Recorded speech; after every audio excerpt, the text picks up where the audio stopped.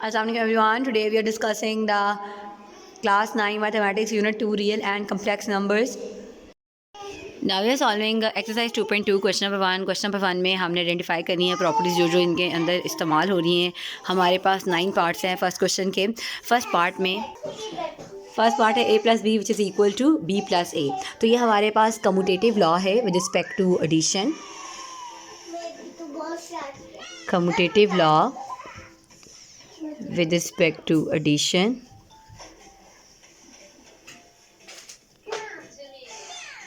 दूसरा है A B into C which is equal to A into B C. 3 numbers ऐसे जब हम डील कर रहे होते हैं और पहले 2 नंबर्स को मल्टीप्लाई करें और आखिरी को मल्टीप्लाई करें या आखिरी 2 को मल्टीप्लाई करके पहले को मल्टीप्लाई करें, answer will B same.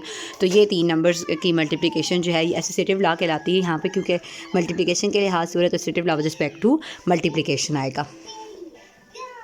Associative law with respect to multiplication ये आपके पास आ जाएगा.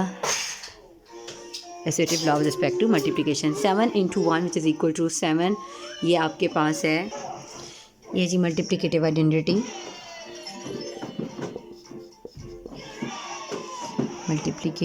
आइडेंटिटी. ये ऑलरेडी भी हम लॉस कर चुके हैं, उसका लिंक डिस्क्रिप्शन में मौजूद है, आप देख सकते हैं.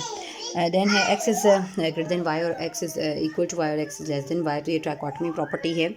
हमारे पास नेक्स्ट है A B which is equal to B A. तो ये commutative law with respect to multiplication है.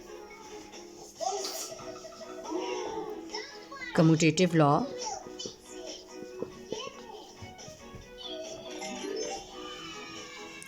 विद रिस्पेक्ट टू मल्टीप्लिकेशन ये आपके पास कम्यूटेटिव लॉ है.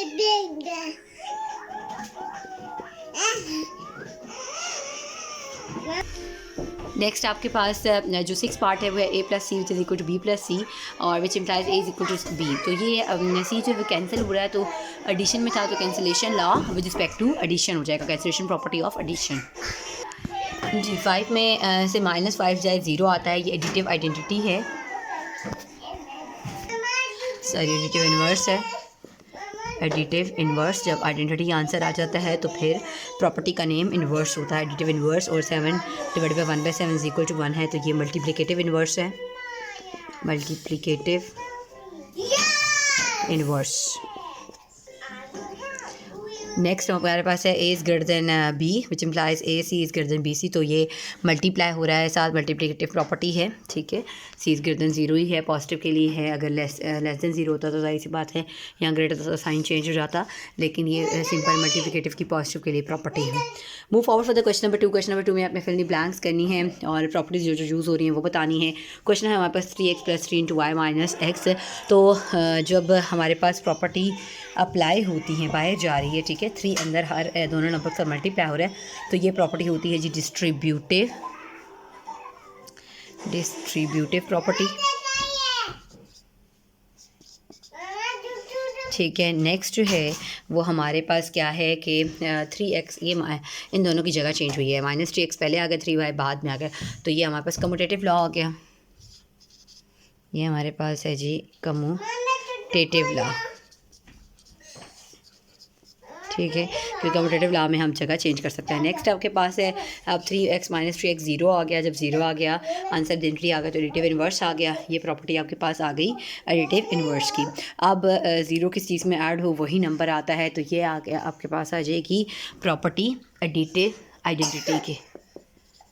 Additive identity. ठीक है जी, तो ये आपके पास 3y एडिटिव आइडेंटिटी की प्रॉपर्टी आ गई. इसमें 4 प्रॉपर्टीज़ यूज़ हुई हैं.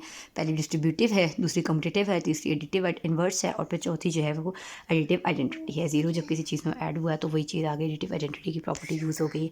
तो इस तरीके से हमारे पास क्वेश्चन नंबर 1 और क्वेश्चन नंबर 2 जो है वो कम्प्लीट हो गया एक्सरसाइज 2.2 के. Now we are solving question number 3. Question number 3 में हमने हर प्रॉपर्टी का नाम बताना है कि कौन सा प्रॉपर्टी इसमें इस्तेमाल हुई है. तो फर्स्ट क्वेश्चन है square root of 24 plus 0 which is equal to square root of 24. तो इसमें हमारे पास एडिटिव आइडेंटिटी यूज़ हो रही है. एडिटिव आइडेंटिटी कि ज़ीरो किसी चीज़ में ऐड करें तो वही आंसर आता है। That property is additive identity. अब यहाँ पे जो नेक्स्ट है इसमें कौन सी प्रॉपर्टी यूज़ हो रही है कि बाहर एक नंबर है, अंदर दो नंबर ऐड हो रहे हैं, तो बाहर वाला नंबर दोनों के साथ बारी बारी जाके मल्टीप्लाई हो रहा है। तो इस प्रॉपर्टी को जी हम कहते हैं डिस्ट्रीब्यूटिव प्रॉपर्टी। जब आपका बाहर से डिस्ट्रीब्यूटिव प्रॉपर्टी कि बाहर अगर एक नंबर है और अंदर दो नंबर ऐड हो रहे हैं तो ये डिस्ट्रीब्यूटिव प्रॉपर्टी है। Back to multiplication over addition है, तो सिंपल आप डिस्ट्रीब्यूटिव प्रॉपर्टी भी लिख सकते हैं। अच्छा, नेक्स्ट है हमारे पास pi plus minus pi which is equal to zero. तो जब आपके पास आंसर ज़ीरो दे रहा है तो ये आपके पास है एडिटिव इन्वर्स।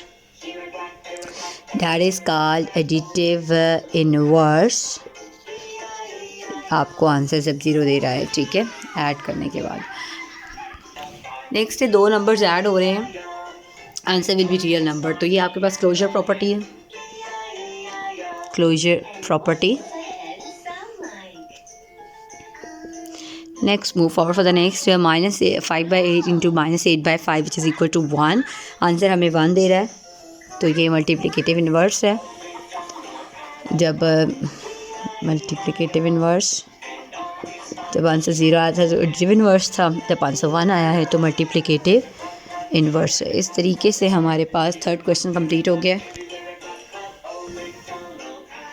ये थर्ड क्वेश्चन के 5 पार्ट्स कंप्लीट हो गए।